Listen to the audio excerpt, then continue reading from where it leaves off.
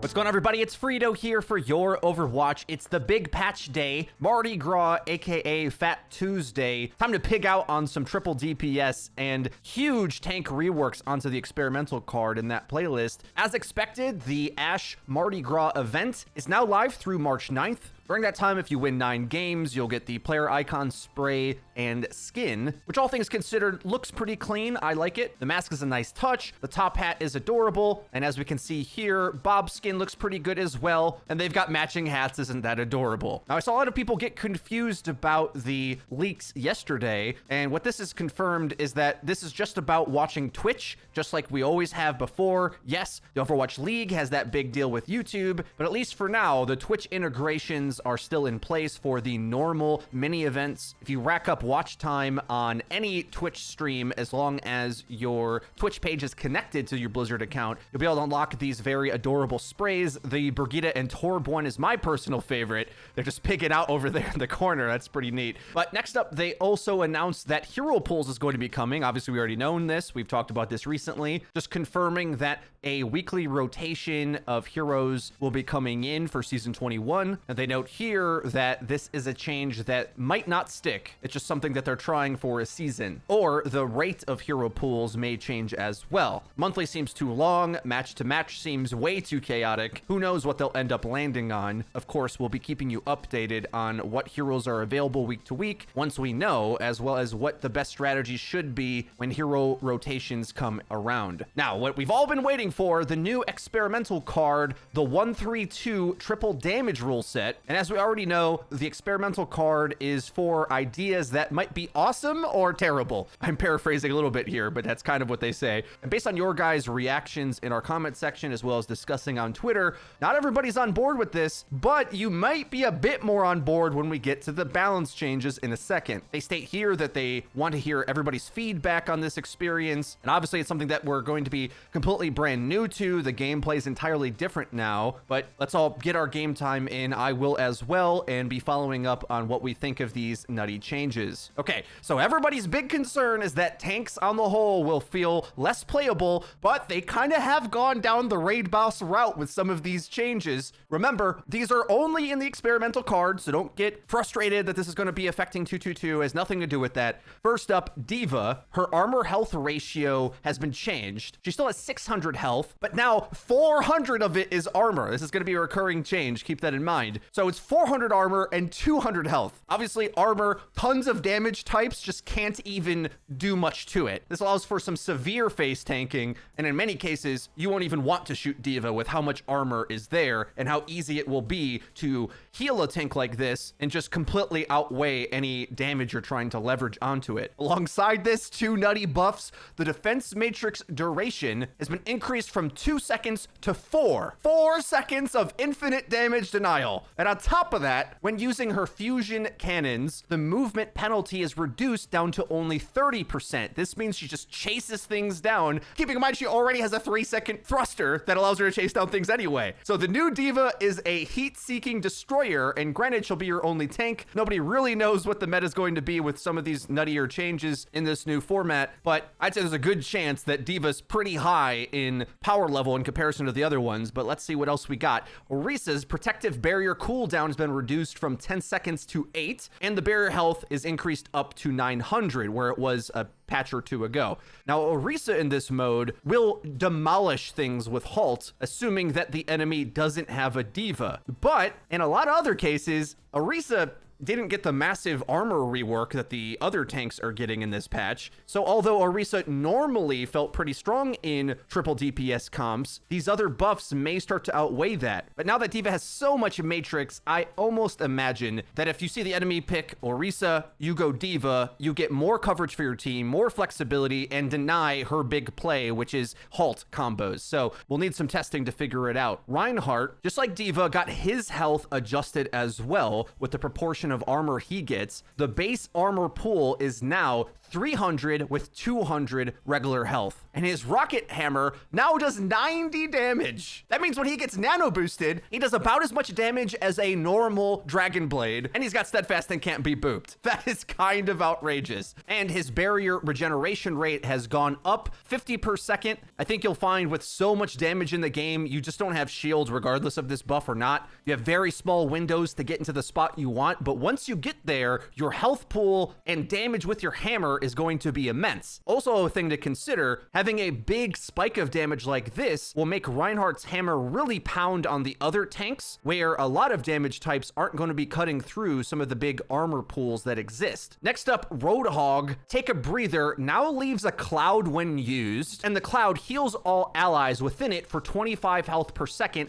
and provides 25% damage reduction. This ability sounds kind of gross. They may have to change it to he who smelt it dealt it. It essentially provides a loose fortify type effect to your team in an AoE. Compared up to barriers though, or the infinite damage denial of defense matrix, I'm not so sure what I think about this damage value as a solo tank. Obviously this would be OP in 222, but you got to think what you're giving up to get this ability now. But they finally give Roadhog's chain hook a 6-second cooldown again. Only 90s kids remember back when that was the case. And evidently, because they just assume take a breather is so OP, his scrap gun damage actually goes down. So they must assume that the rest of this kit is just way too good, because now a full scrap gun shot will do 125 damage. And on top of that, whole hog gets its cost increased by 15%. So I don't know, guys. The crazy thing about Take a Breather is that it's an AoE heal for the team, and we know how good that can be rushing enemies down. The devs seem to think that he would be OP at his normal damage value, seeing as they've nerfed a couple things to try to keep him in line. Next up, Sigma's experimental barrier regeneration rate has been increased from 120 to 200 per second, and the barrier health goes up again to 1200. I think Sigma's gonna get rolled over in this mode, because think about it. A few patches ago, they took away his ability to accretion hyperspheres combo to one-shot a squishy, so he just sort of does a lot of poke, and his other abilities aren't that good. Yes, they buffed his barrier, but you got Reinhardt's coming in doing 90 damage swings, Roadhog heals and defends his whole team, and Diva might be the best of the bunch. Remember too, Sigma isn't getting any health changes. The other tanks have tons of armor health, which matters against like half of the damage in the game. So yeah, I think Sigma takes a huge L here, as he already has been taking in the live version of the game in competitive anyway. Next change to Winston has his armor health pool increased from 100 to 200, not as severe as the other one, but his health overall goes up, unlike the other tanks. And his barrier projector cooldown has been reduced from 13 seconds down to 10. Winston is a funny character in this format because he either can be insane or useless. Before Wrecking Ball was a thing, Winston was the go-to character for triple DPS dive, and as the game evolved, it just sort of turned out that Wrecking Ball was just better for that playstyle, largely because when you play with a Winston solo tank, he sort of has to flank and get cheeky positioning anyway, so you don't really use him to make space precisely. It's a bit more about the team taking space on different angles, and then he collapses together. And if you're playing that way, Wrecking Ball does that anyway, where he's off flanking off on his own and has a bigger impact on the point of contact to do more damage to guarantee a burst kill with Pile Driver, whereas Winston has a bit less damage but more protection when that dive play comes in.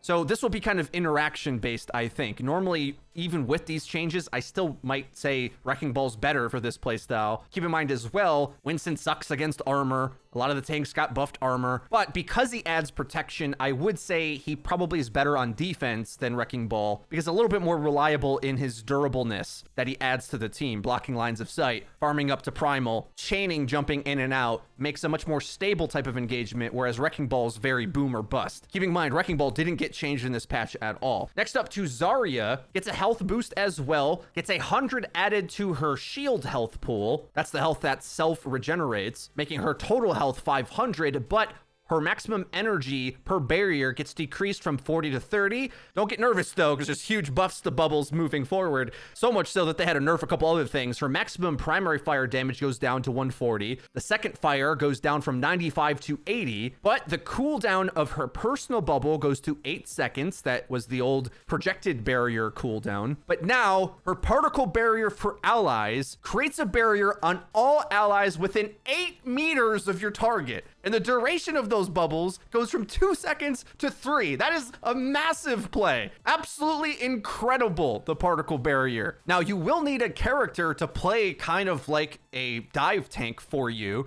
but you can do something like have Reaper and Doomfist fly in, teleport directly on a target, bubble multiple of them. Each bubble lasts 3 seconds, and they all give you charge. Yes, all your damage goes down, but holy cow, is that going to be a powerful ability. So much. Okay, that might be the best one. In coordinated team play, I'm almost positive that that would be the best. It might not feel the best as people learn how to play this mode, but 8 meters from where you cast it, that's basically your whole team that is in front of you. Why put down a Winston bubble if you can Zarya bubble everybody in a similar area? That's kind of nutty. Now, of course, we're not really going to know the ramifications of these changes, and maybe a bunch of them might be subject to change. They seem crazy, but that's kind of the intention. I'm going to get some playtime on this patch and get a better feel for what I think about some of these interactions. Some of them are just too crazy to have a good grip on right now. At the tail end of the patch here, some of those PTR changes finally go through. Maze Ice Wall now will visually be cracked when you start to destroy it